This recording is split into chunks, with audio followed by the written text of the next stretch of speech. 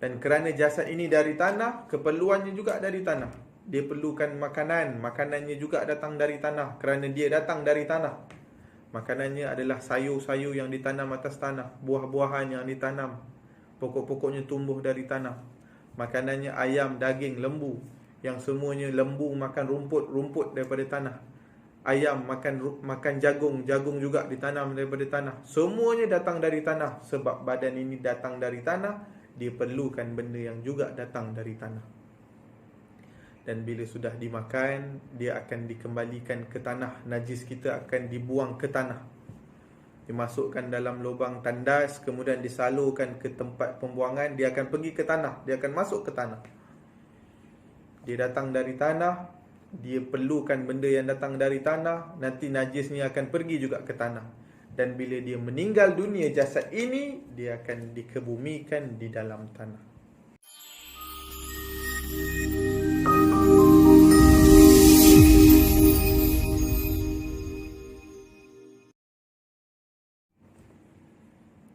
Bismillahirrahmanirrahim.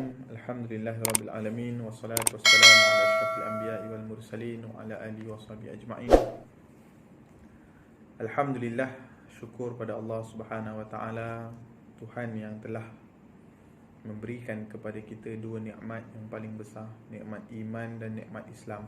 Tanpa dua nikmat itu, kita adalah hamba yang sangat tidak ada nilai walau di mana kita berada.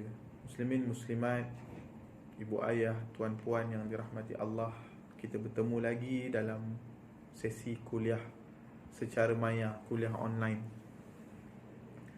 Kuliah ini ringkas dalam keterbatasan alam maya ini. Kita mengambil faham bahawa segala apa yang berlaku di sekeliling kita adalah dengan izin Allah Subhanahu wa taala. Hakikatnya kita tak ada apa-apa. La haula wa la quwata illa billah. Tiada daya, tiada kekuatan pada kita illa billah, kecuali dengan izin Allah, kecuali dengan tenaga, kecuali dengan apa yang Allah bagi. Allah izin, Allah yang gerakkan, jalanlah. Maka keyakinan itu kita pasak dalam kita menangani COVID-19 ini. Sekarang ini ramai orang ambil vaksin. Itu usaha yang baik. Tapi kita kena yakin, kita kena i'tiqad, kita kena smart secara jazam, secara putus. Bukan vaksin yang menyembuhkan, Allah. Ambil vaksin tak ada masalah, tapi i'tiqad kena betul, kena tepat. Jangan kita beriktikad, aku dah ambil vaksin, aku dah sihat, aku dah kebal daripada COVID. Tak. Iktikad orang beriman itu segalanya dari Allah. Lapar, makan nasi, kenyang. Nasi yang mengenyangkan? Bukan. Allah Subhanahu wa ta'ala yang mengenyangkan. Allah juga yang melaparkan. Muslimin, muslimat, ibu ayah yang dirahmati Allah, hari ini saya nak bawa perhatian tuan-puan, ibu ayah sekalian kepada diri kita, manusia. Kita adalah hamba Allah yang pertama. Diberikan dua tugas, khalifah dan juga sebagai hamba Allah. Khalifah itu dipanggil sebagai hablum minan nas. Kita berurusan dengan manusia, kita mentadbir alam, kita bermuamalat. Hamba Allah, hablum minallah. Apa Allah suruh kita buat, apa Allah larang jangan buat. Maka bila kita tahu kedudukan kita sebagai hamba, maka kita menjadi orang yang paling mempunyai matlamat dalam hidup. Bagaimana seseorang itu menjadi tidak tenang kerana tidak tahu apa dia nak cari. Dia cari itu, dia gapai itu, ini bukan. Dia tidak tahu matlamat dia. Umpama seorang lelaki masuk ke sebuah pasar raya, dia tak tahu nak beli apa pun. Dia merayau, dia jalan, nak apa ni? Tak tahu apa. Maka kita kena tahu matlamat hidup kita. Kenapa kita didatangkan, diwujudkan, dilahirkan, ada di dunia ni, kita kena tahu matlamat, tujuannya dan ke mana kita nak pergi. Manusia itu, tuan-puan dirahmati Allah, ada dua unsur, zahir dan batin. Hari raya kita selalu sebut selamat hari raya, maaf zahir dan batin. Manusia itu memang ada dua unsur, zahir, batin. Zahirnya, kullukum min Adam wa Adamu min turab. Kamu semua daripada Nabi Adam daripada tanah, sabda Nabi SAW. Dan kita dicipta daripada saripati tanah, daripada air mani. Air mani itu sifatnya hina, busuk, jijik.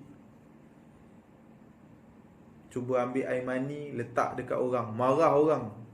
Sedangkan itulah asal penciptaan manusia. Maka itulah sifat manusia. Kita ini cipta daripada saripati tanah. Nabi Adam dicipta daripada tanah. Sifat tanah itu apa? Sifat tanah itu bawah. Sifat tanah itu rendah. Sifat tanah itu dipijak orang. Sifat tanah itu hina. Maka dalam hidup, jangan sombong. Sebab kita dicipta daripada tanah. Dan tanah sifatnya di bawah. Dan kerana jasad ini dari tanah, keperluannya juga dari tanah. Dia perlukan makanan, makanannya juga datang dari tanah. Kerana dia datang dari tanah, makanannya adalah sayur-sayur yang ditanam atas tanah, buah-buahan yang ditanam, pokok-pokoknya tumbuh dari tanah. Makanannya ayam, daging, lembu, yang semuanya lembu makan rumput daripada tanah. Ayam makan jagung, jagung juga ditanam daripada tanah. Semuanya datang dari tanah. Sebab badan ini datang dari tanah, dia perlukan benda yang juga datang dari tanah.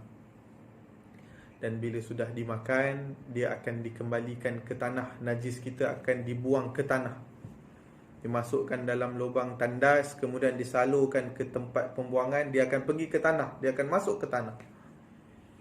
Dia datang dari tanah, dia perlukan benda yang datang dari tanah. Nanti najisnya akan pergi juga ke tanah.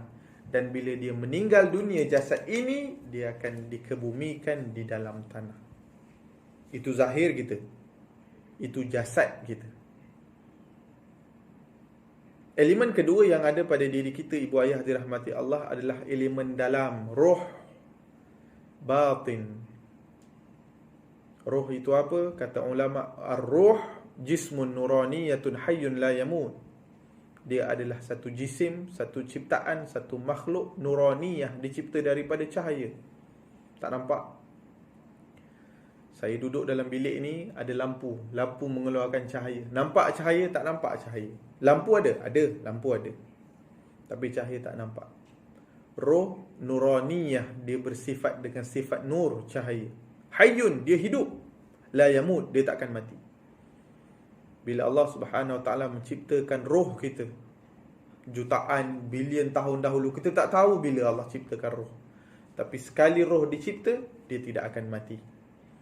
Dia akan berpindah dari satu alam ke satu alam, ke satu alam, ke satu alam. Bila kita meninggal nanti, jasad ini akan dikebumikan, roh itu akan dibawa naik. Maka kerana roh itu datangnya daripada alam atas, datang daripada alam roh, maka makanannya juga makanan roh adalah makanan atasan. Makanan roh adalah solat, makanan roh adalah baca Quran, makanan roh adalah zikir, ingat Allah, makanan roh adalah segala amal-amal ibadat. Itu makanan roh. Dan setelah dimakan, bagaimana najis makanan dibuang ke bawah, makanan roh akan dibawa naik ke atas. Setelah kita solat, amal itu bawa naik. Setelah kita baca Quran, amal itu bawa naik. Dan apabila kita meninggal, jasad masuk ke bawah, roh bawa naik ke atas. Banyak hadis Nabi SAW menceritakan bagaimana para malaikat datang menjemput roh. Dalam sebuah hadis yang panjang, Nabi SAW menceritakan bagaimana roh orang beriman yang akan datang menjemput rohnya adalah dua orang, malaikat Allah. Malaikat Israel pencabut nyawa, dan malaikat Rahmat bihariratin bayda, dengan kain sutera putih. Nak jemput, nak selimut roh orang beriman. Tapi kalau orang yang meninggal itu orang yang tak beriman, yang lawan Allah, yang akan datang adalah malaikat maut dan malaikat azab untuk menyambut, menjemput roh orang kafir itu. Wa na'udzubillahi min zalik. Kemudian ke mana dibawa? Dibawa naik sampai di langit dunia. Dalam hadis itu Nabi SAW menceritakan sampai sahaja ke babus sama, pintu langit dunia. Malaikat yang jaga pintu langit akan bertanya, ma atyaba hadhir rih.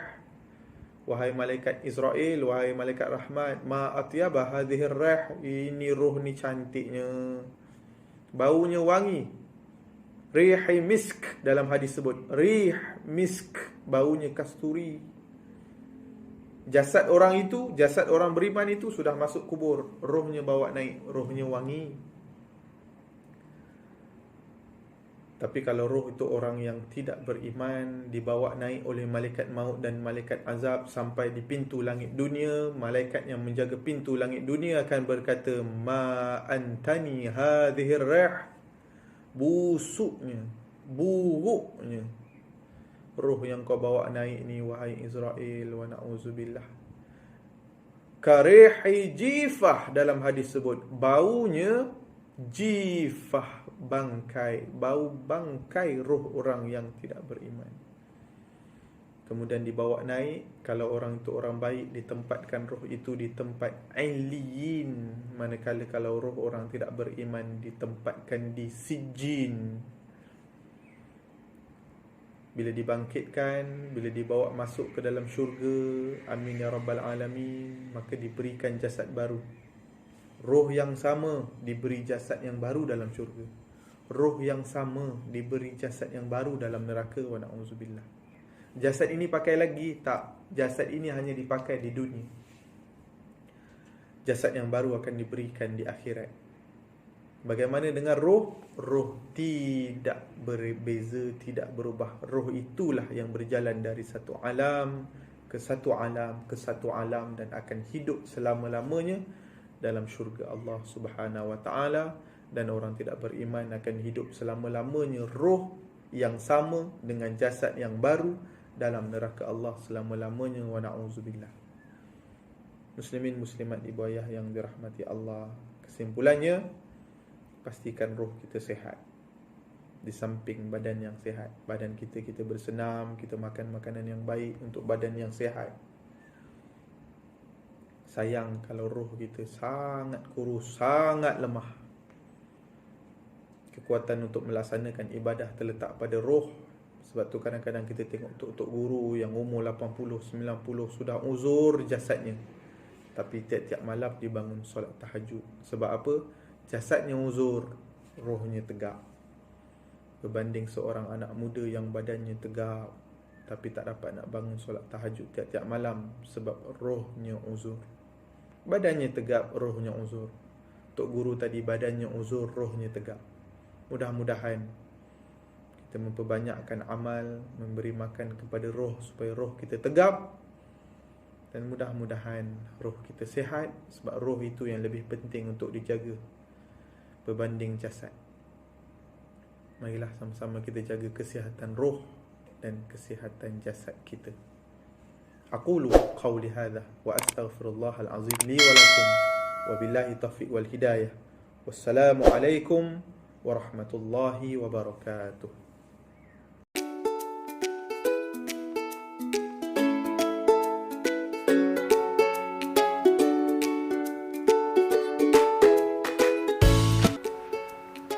Terima kasih kepada semua para penyumbang.